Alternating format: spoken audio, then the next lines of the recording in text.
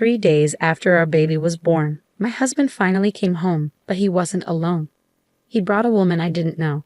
I was shocked and asked, "Who is this woman?" My husband smiled and said, "She's my girlfriend. Actually, she's going to be my wife." I was confused and asked, "What do you mean?" He said, "I'm done with you." I was stunned. My name is Elizabeth. I'm 25 and work at a company.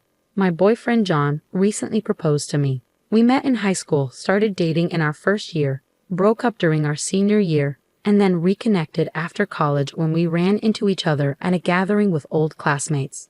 When we reconnected as adults, my feelings about him changed once again. We started spending a lot of time together and began dating again. After 3 years, he proposed to me. His proposal was simple. "I will love you, Elizabeth, for the rest of my life. Will you marry me?" I believed him and said yes. I was thrilled to start our married life. We both work, so we only see each other in the evenings during the week, but I was happy to spend time with him until morning without having to go back and forth between our homes. Back in high school, we couldn't cook at all. But when we were in college and living on our own, we both learned how to cook. We managed the household chores together and had a balanced life. My husband was great at frying food, and since I'm not good at it, I was happy he could cook it for me.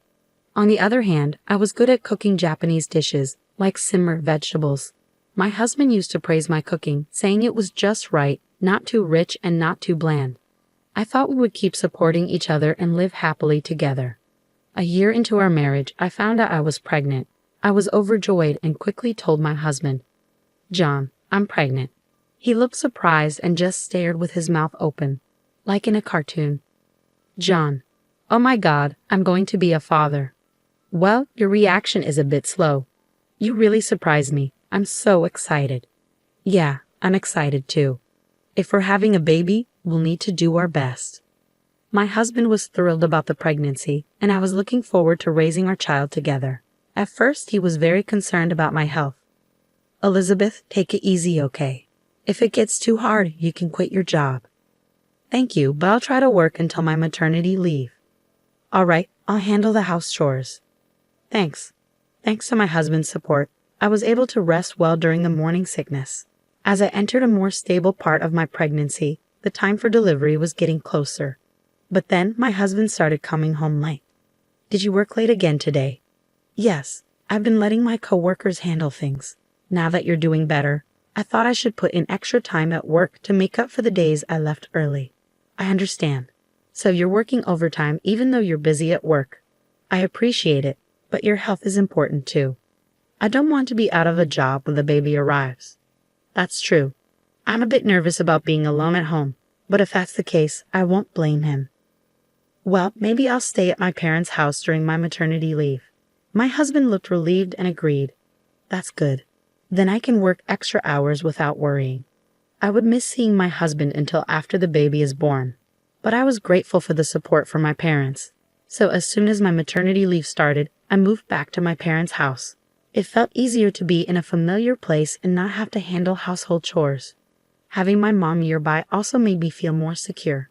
However, I was worried about one thing. My husband had been slow to respond to my messages. Previously, he would always reply the same day, even if he was busy. When I was sick with morning sickness, he would reply quickly. Now, I sometimes don't get a reply for a day or even 2, and his responses are less friendly. The other day, I sent my husband a message asking if he was still busy at work and reminding him not to overwork himself. He just replied with a simple, "Yeah." Since I can't see him, his lack of response makes me worry, but I know I shouldn't stress about it since I'm pregnant. So I decided to try not to worry. I thought it would be best to give my husband some space for a while. To keep my spirits up, I focused on what I would do after the baby arrives. I bought a lot of baby items. "Oh, Dad, you're buying too much." "No, we need to make sure the baby is safe and comfortable." "You're so excited about your first grandchild. You're the one asking all the questions to the shop assistant." "Thank you, Mom and Dad." My parents were excited for the birth of our child, so I didn't let my husband's slow replies get me down. The due date finally arrived. I sent my husband a message letting him know I was due today and asking him to come to the hospital as soon as he heard from me. But he didn't even read the message. Well, maybe he's just busy at work. He knew my due date was coming up, so he should have been more prepared. As my labor pains began, we went to the hospital. I was about to give birth, and since I didn't have time to call him myself, I asked my mother to leave him a voicemail saying I was in labor. But he didn't show up, not even at night. He didn't return any of my calls. I went into delivery without him. The birth was harder and longer than I had expected. The umbilical cord was wrapped around the baby's neck, making delivery difficult. It took almost a full day of labor before my baby was born. However, when I finally saw my baby and held her in my arms, all my fatigue and pain vanished. She was a beautiful baby girl. "You did your best to come into the world, didn't you?" I said as I held my baby for a moment. Then I lay down to rest my tired body. Later, I woke up in my hospital bed and saw my mother sitting by my side. "Are you feeling better?" she asked. "Yeah, I'm feeling pretty good." "I'm glad to hear that." "Hey, what's wrong, Mom? You don't look well." "Well, I haven't heard from John since the baby was born." "Yeah, I've noticed. What on earth is he doing? We just had a baby." I was furious. Why didn't he come to the hospital? I had sent him a message saying the baby was born. A few hours later, he replied that he would come to the hospital the day after tomorrow. Why can't you prioritize coming here? I tried not to think about anything negative until the birth, but now that the baby is here, I don't need to hold back my feelings. Why isn't he here for his own child's birth? He should come immediately. Is his company so strict they won't let him leave? I poured all my frustration into a message to him, but he just read it and didn't reply. What's going on? He was so excited when I told him I was pregnant. Why does he seem so uninterested now? My parents were furious with my husband's unreasonable behavior. My father said he would give him a serious talk next time. 3 days after the birth, my husband finally showed up, but he wasn't alone. He brought a woman I didn't know with him. I was so shocked I couldn't speak. "You seem to be doing well," he said, "so don't send me messages as if you're in a crisis." Huh? Not only did he arrive with an unknown woman, but he also had a cold attitude. I was stunned but managed to ask a few questions. "Who is this woman?" My husband smiled and said, "She's my girlfriend. Or better yet, my future wife." What? The woman next to him chimed in, laughing and lightly tapping my husband on the shoulder. "Oh no, what do you mean by future wife?" I'm embarrassed. "What do you mean? Don't you get it? It means you and I are divorced."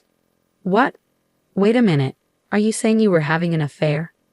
Well, adultery doesn't sound very nice. It's more like I found someone new to love and we started seeing each other. I couldn't believe what I was hearing. "I'm just tired of you." Huh. You know, men are attracted to women who take care of themselves, my husband said, starting to hold hands with the other woman. "Are you saying I wasn't taking care of myself? You got fat and bloated because you stayed at home all the time." I was just resting because I was pregnant and had morning sickness. Besides, gaining weight during pregnancy is normal. So you were having an affair because of that. I want to keep romantic feelings for my wife, even though we're married, but I don't feel that way about you anymore. I found someone even better, my husband said as he and the woman started flirting again. I had reached my breaking point. All right, I'm done. Just get a divorce or whatever and leave. I'll go without you telling me. With that, my husband and the woman left the hospital room. He never even looked at the baby's face or asked about the child's gender, so it was clear he didn't care anymore. It looks like I'm going to be a single mother. This was incredibly hard for me, especially right after giving birth. While I was feeling overwhelmed, the door to my hospital room opened. Huh? I was shocked when my husband and my mother-in-law walked into the room. "Why are you here?" "Elizabeth, I heard everything, and I'm so sorry about my foolish son," my mother-in-law said.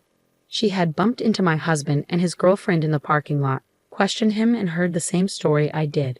She sent the girlfriend away, then brought my husband here. "What do you think you're doing? You're having an affair while your wife is pregnant, and now you want a divorce? Your father would have been furious if he knew." My father-in-law had passed away a few years ago. I didn't have a choice. She came to me, and I fell in love with her.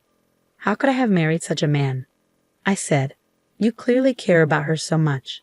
Elizabeth, do you still want to stay married to John?" My mother-in-law asked. But I had already made up my mind. No, I want a divorce now. Well, that's fine. My husband's face brightened when he heard my decision. Then there's nothing wrong. Not so fast. You'll be paying alimony for your affair and child support for your child. What? Of course. You committed adultery, so you need to take responsibility. And if you divorce Elizabeth, I'll stop sending you money. What? No way. Sending money? What do you mean sending money? Well, what Elizabeth didn't know is that his income is so low that he asked me to send him a few $1,000s every month. He said he needed it to support his life with you. I never heard that. My husband's salary was low, and I had been covering for it with my higher income.